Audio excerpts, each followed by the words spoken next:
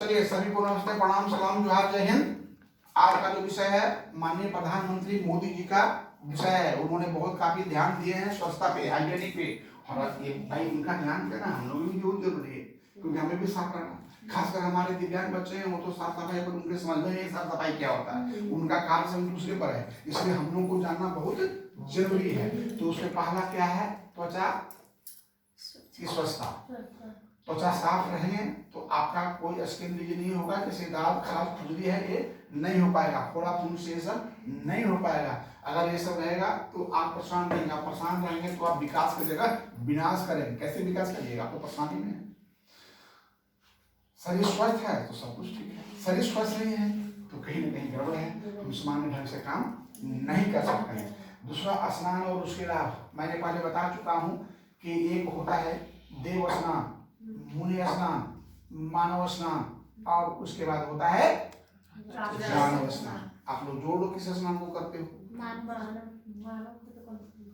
बहुत अच्छी बात है, कम से कम माना है मानव स्नान करते हैं। और जो है स्नान करने के बाद हमें स्फूर्ति आती है। क्यों स्फूर्ति आती है? क्योंकि स्नान करने के बाद जब हाथ पैर को रगड़ते हैं, धोते हैं, पूरे अंग को हिलाते हैं, डुलाते हैं, तो हमारे नर्वस सिस्टम सामान्य रूप से दौड़ना शुरू हो जाता है, जिसके कारण हमें फील गुड महसूस होता है, हम आनंद का महसूस करते हैं, पवित्रता का महसूस करते हैं। नेत्रों की स्वच्छता, नेत्र की स्वच्छता आप नहीं करेंगे तो आंख संबंधी बीमारी हो जाएगी, बहुत सारी बीमारियां हैं आंख से। इसके बाद नाखूनों की सफाई।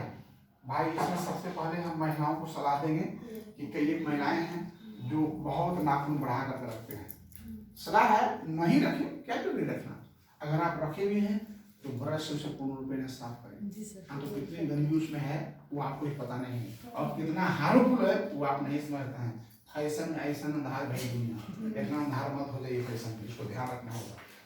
तो निश्चित रूप से साफ सफाई करते रहें। टाइमिंग अगर आपको शौक है भी तो मैंने बता दिया, ब्रश से साफ करने लेकिन अवश्य करें, नहीं तो बहुत भारी धोखा और आप सोचे हमारे पेट का ही हो गया वो तो होगा, स्वाभाविक है।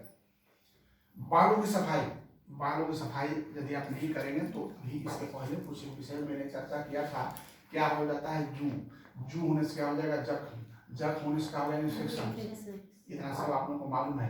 क्या देखते हैं किसी को सिर में घाव हो जाता है, बड़ा बड़ा जख्म हो गया सिर में, इनका ऑपरेशन कराना पड़ता है। क्यों? कारण यही है, ध्यान नहीं देते हैं। वो कहते हैं ना फुस्फुस अंदर धीरे धीरे बढ़ जाता है, वही बढ़ जाता है। और इसमें एक रोग होने के रहता है, फीवर भी आ जाता है, वो रोग भी होता है, और उस रोग को कहते हैं इम्पेंटिगो रोग। यह एक स्पेशल बीमारी है जो इन्फेक्शन के कारण, जू के कारण होता है। कान की स्वच्छता, कान की स्वच्छता, हम जो सुन रहे हैं हमारा कितना बड़ा मूल्य है कि हम सुनते हैं। अगर हम सुनेंगे नहीं तो समझेंगे नहीं, और समझेंगे नहीं तो हम बोलेंगे नहीं। तो सुनने के बहुत जरूरी है कि हम कान को साफ स्वच्छ रखें। कान में कभी भी माचिस को तीली मत लगाएं, क्योंकि घर्षण से वह जल भी सकता है और आपका ईयरफोन फट सकता है और आप सुनने संबंधी समस्या आपको हो सकता है। अगर कान साफ करना ही है तो आप रुआ लगा करके रुआ से साफ करें, क्योंकि वह हार्म नहीं होगा।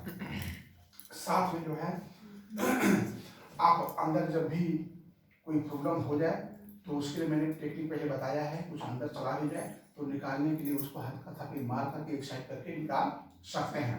दांतों की सफाई, दांतों की सफाई आपके सामने है। दांतों की सफाई के लिए आप जो है सबसे पहली चीज है नित्य दिन ब्रश करिए। लेकिन हम लोग जो ब्रश करते हैं हमारा सब रॉन्ग है। अगर सबसे अच्छा है तो देहात का नीम और बबूल, इससे तो कुछ है नहीं। बट हम लोग गाँव में कहाँ खुलेंगे, लेकिन फिर भी हम लोग प्रयास करें नित्य दिन दांत सफाई करना है तो सुबह और रात को सोने से पहले करें, अति उत्तम रहेगा, दांत मजबूत रहेगा। नहीं तो एक रोग होता है पहले, वो रोग से ग्रसित हो जाएंगे।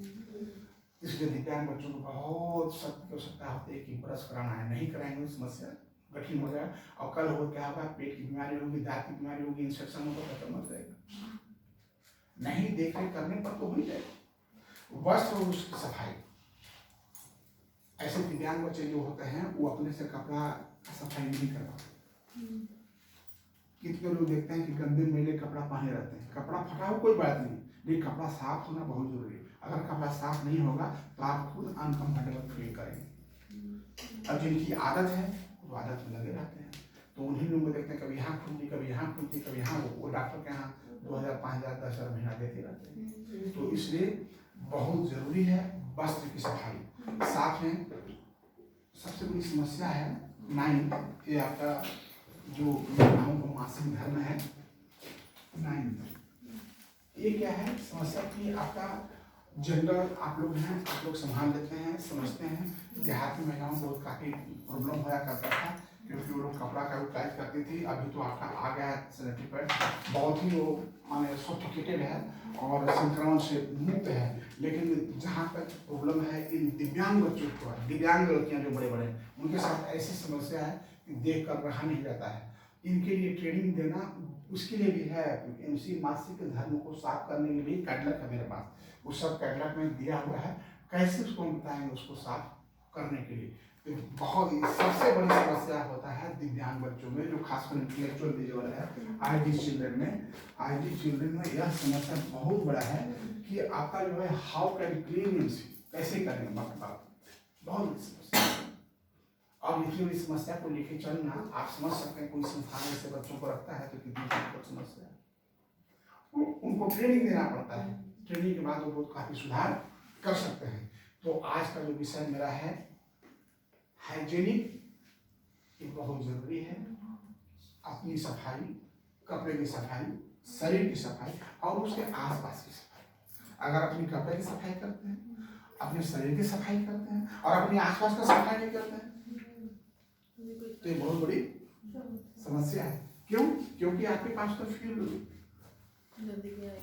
बीमारी पड़ी है अगल बगल में। तो अपने शरीर, अपने कपड़े के साथ साथ हमें अपने आसपास की सफाई देखना होगा।